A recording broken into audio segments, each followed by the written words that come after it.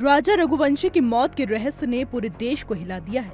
23 मई को लापता हुए राजा की लाश कुछ दिनों बाद सड़ी गली हालत में मिली, जिससे साफ जाहिर हुआ कि उनकी मौत सामान्य नहीं थी, बल्कि गहरी साजिश का नतीजा थी। अब इस मामले में उनके भाई सचिन रघुवंशी सामने आए हैं और उन्होंने बड़ा बयान दिया है। उनका कहना है कि राजा की पत्नी सोनम और उसके प्रेमी राज कुशवाहा एक दूसरे पर आरोप लगा रही हैं। कोई सोनम को मास्टरमाइंड बता रहा है तो कोई राज को।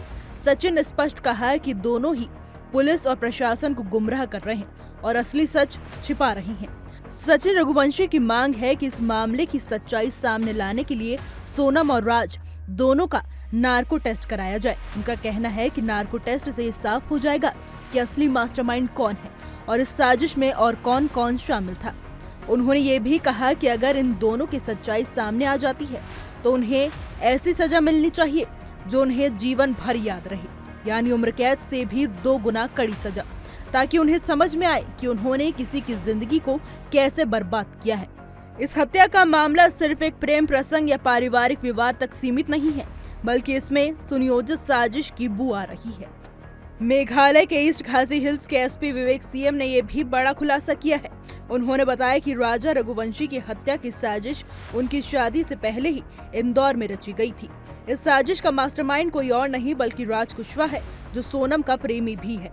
वहीं सोनम ने इस खौफनाक प्लान को अंजाम देने के लिए राज को पूरी तरह से सहयोग दिया। राजा रघुवंशी और सोनम की शादी 11 मई को इंदौर में हुई थी। ये एक नई जिंदगी की शुरुआत होनी चाहिए थी, लेकिन कुछ ही दिन बाद सब कुछ बदल गया।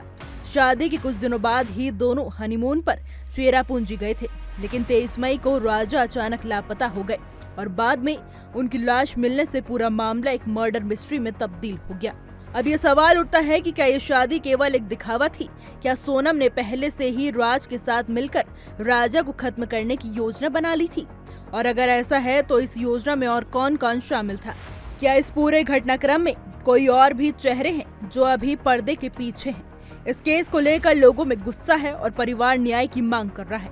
नार्को टेस्ट की मांग सिर्फ एक औपचारिकता नहीं, बल्कि सच्चाई की तलाश का रास्ता है। राजा के भाई का कहना है कि जब तक असली मास्टरमाइंड का नाम और पूरा सच सामने नहीं आता, तब तक उन्हें चैन नहीं मिलेगा।